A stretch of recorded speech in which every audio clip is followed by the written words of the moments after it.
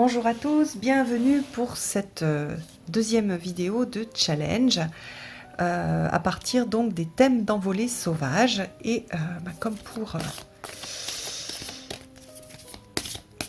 pour le premier tirage, je vais mélanger les cartes. Alors hop, je vais fermer les yeux et je vais...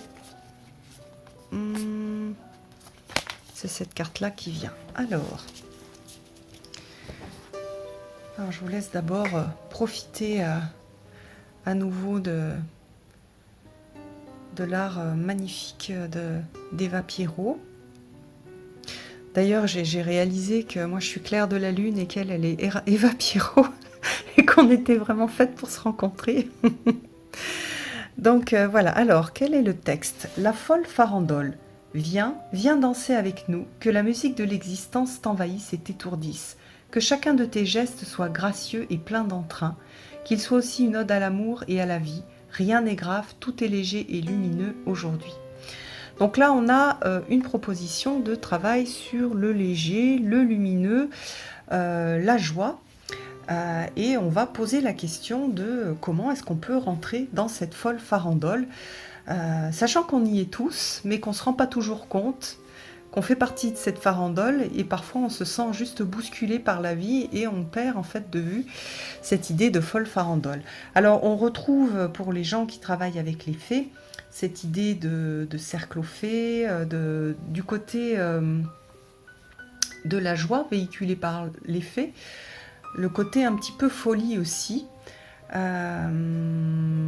avec en même temps l'idée de la grâce, de la beauté. Donc voilà, voilà pour l'énergie de cette carte. Alors, en fait, j'ai quand même bien envie pour ce challenge de garder des tirages libres.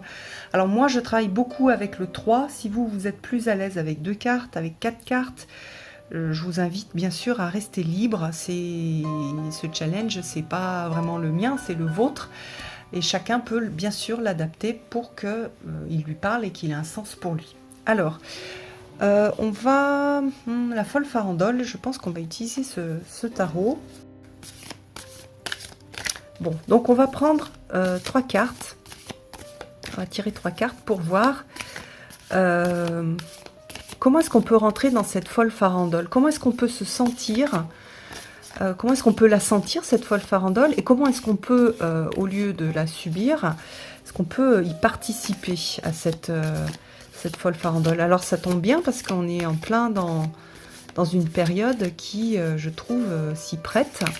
La période du début de l'été. Hop, alors. Voyons voir. Alors, je vais tirer 3 cartes pour voir.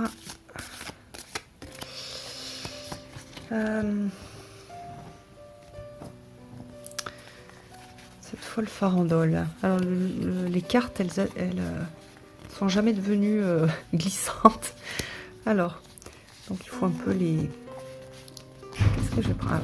Alors, non, c'est pas celle-là. Je suis distraite. Oula. Alors.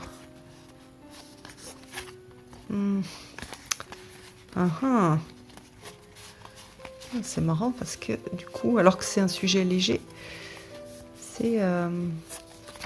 Bon, si, ça...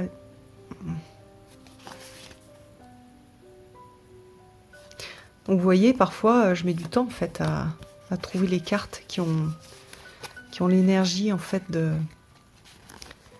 pour répondre à la question. Hop, parfois ça se trouve facilement, parfois non. L'idée c'est de prendre le temps, pas se mettre la pression.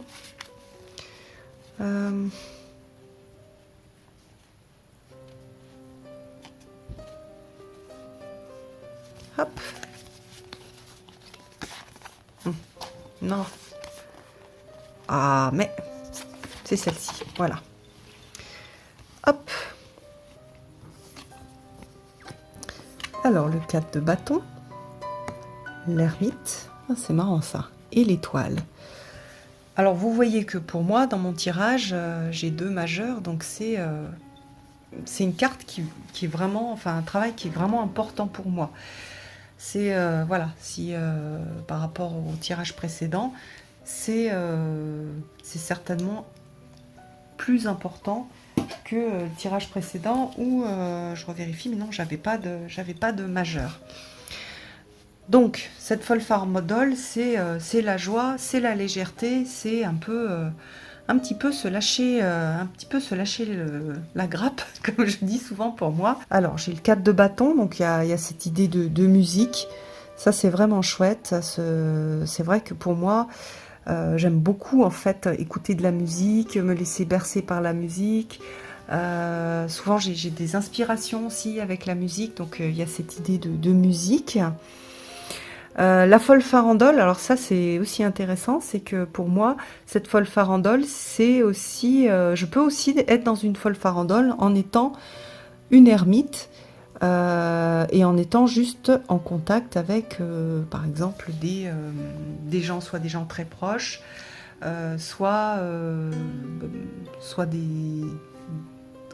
comment dire, des énergies qui ne sont pas matérialisées, donc pas des personnes, mais voilà, ce travail avec les fées, avec notamment dans la nature, donc ça peut être intéressant. Je vois le bâton, elle marche. Euh, c'est aussi, ça me fait penser aussi aux grottes aux fées, aux lieux.